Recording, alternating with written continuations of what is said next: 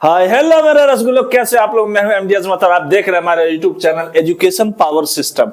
आज का जो हमारा लेक्चर है, आज का जो हमारा वीडियो है वो है क्लास 10th का बहुपद मतलब पॉलिनोमियल, और वो आज के बहुपद एक्सरसाइज 2.2 का जो उदाहरण है 3 नंबर का, आज वो करने जा रहे हैं। तो प्लीज मेरे चैनल पर अगर आप नए हैं तो मेरे चैनल को सब्सक्राइब करें, लाइक कमेंट शेयर करना बिल्कुल मत भूले।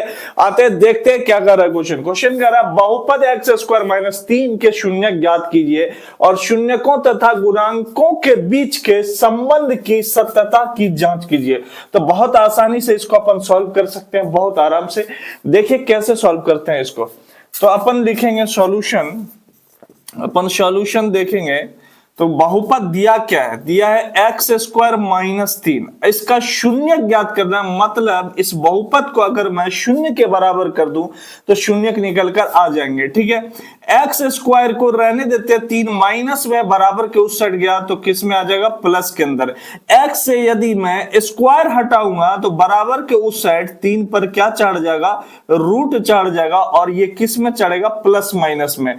मतलब जो शून्यक निकल के आए, जो शून्यक निकल के आए वो आए √3 कॉमा माइनस √3। एक 3 आया और एक माइनस √3 आया। क्लियर। मैं यहीं पर अगर मैं जांच करूं, इसकी सत्यता की अगर मैं जांच करूं तो जांच देखिए इसका।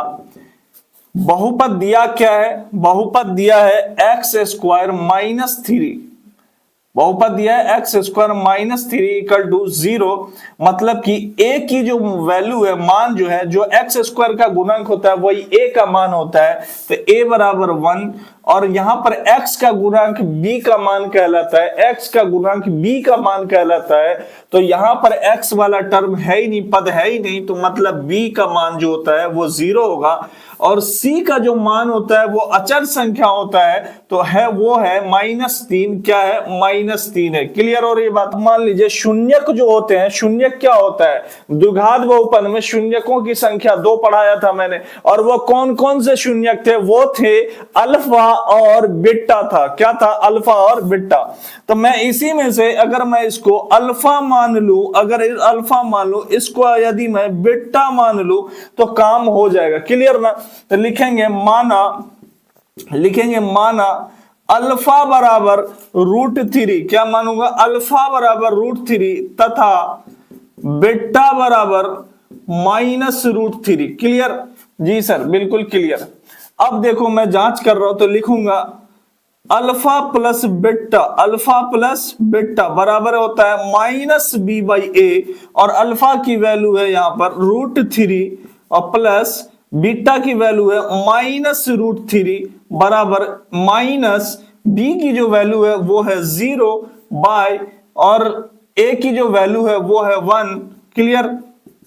अब देखो √3 plus minus minus √3 equal to 0 में किसी भी संख्या से भाग दे, किसी भी संख्या से भाग दे तो वो 0 हो जाती है, लेकिन किसी भी संख्या में 0 से भाग देने पर वो 0 नहीं होती है। लेकिन यहां पर है 0 में अपन 1 से भाग दे रहे हैं, इसीलिए ये संख्या क्या हो जाएगी, 0। और 0 ना ही धनात्मक होती है ना ही ऋणात्मक। शून्य एक ऐसी संख्या है जो ना ही धनात्मक हो सकती है और ना ही ऋणात्मक हो सकती है। क्लियर।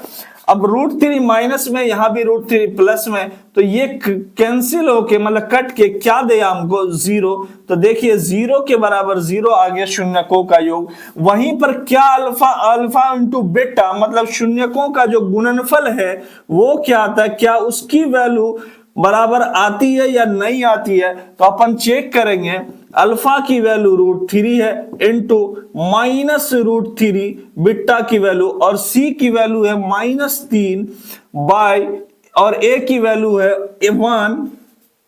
अब यहां पर देखो √3 से जब √3 में मल्टीप्लाई करेंगे, गुना करेंगे, तो वो हमें 3 ला कर देगा। अब देखिए कैसे, तो √3 गुना √3 मतलब कि √3 का होल स्क्वायर, और स्क्वायर से रूट हटता है तो क्या बचता है, 3 बचता है। तो वहीं पर यहां पर हो जाएगा -3, क्योंकि माइनस भी लगा हुआ है, और 1 से जब -3 में भाग देंगे तो -3 आएगा। तो मतलब शून्यकों का जो गुणनफल है वो भी बराबर आ गया। तो यहीं पर लिखेंगे